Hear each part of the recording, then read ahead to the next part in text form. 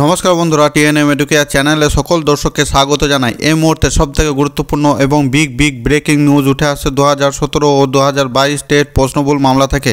আপনারা সকলেই জানেন যে এই 2017 ও 2022 টেট প্রশ্নভুল মামলাটি কলকাতা হাইকোর্টে দীর্ঘদিন ধরে চলছে, কখনো সিঙ্গেল বেঞ্চে আবার কখনো বা ডিভিশন বেঞ্চে। এর আগের শুনানিতে আমরা দেখেছি প্রাথমিক শিক্ষা পর্ষদ কলকাতা হাইকোর্টে সিঙ্গেল বেঞ্চে আপিল করেছিলেন।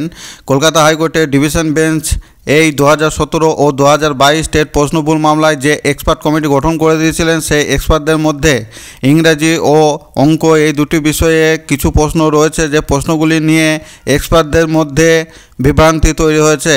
সেই বিভ্রান্তি দূর করার জন্য কিছু আরও নতুন এক্সপার্টের প্রয়োজন আছে। সেই মর্মে কলকাতা হাইকোর্টের সিঙ্গেল বেঞ্চে আপিল করেন, কিন্তু এই সিঙ্গেল বেঞ্চের বিচারপতি মাননীয় বিশ্বজিৎ বসু মহাশয় বলেন যে এই এক্সপার্টগুলি ডিভিশন বেঞ্চের নির্দেশে তৈরি হয়েছিল, তাই তিনি কোনো এক্সপার্ট নতুন করে এই প্রশ্নভুল মামলায় নিয়োগ করতে পারবেন না।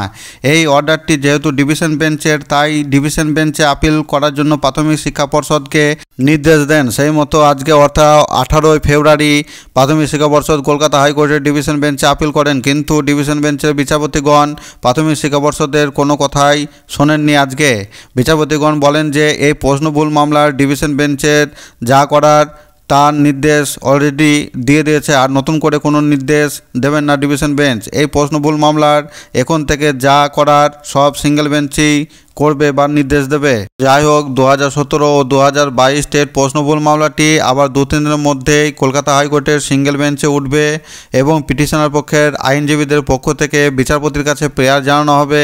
এই প্রশ্নভুল মামলাটি দীর্ঘদিন ধরে চলছে, তাই আর যাতে দীর্ঘায়িত না হয় তার জন্য বিচারপতির কাছে আবেদন করানো হবে যে কলকাতা হাইকোর্টের ডিভিশন বেঞ্চ অর্ডার দিয়েছিলেন এক্সপার্ট কমিটি গঠন করে দ্রুত এই মামলাটি নিষ্পত্তি করার।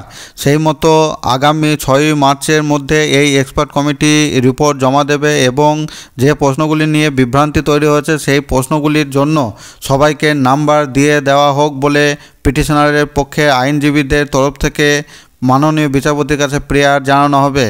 কেননা প্রাথমিক শিক্ষা পর্ষদ প্রাইমারি টেটে যে ধরনের প্রশ্ন সেট আপ করেছিলেন, সেখানে এক্সপার্টদের মধ্যে উত্তর নিয়ে বিভ্রান্তি তৈরি হয়েছে। তাহলে সামান্য টেট পরীক্ষার্থীরা ওই সমস্ত প্রশ্নের উত্তর কিভাবে দেবেন সে বিষয়ে যথেষ্ট প্রশ্নচিহ্ন উঠেই আসছে।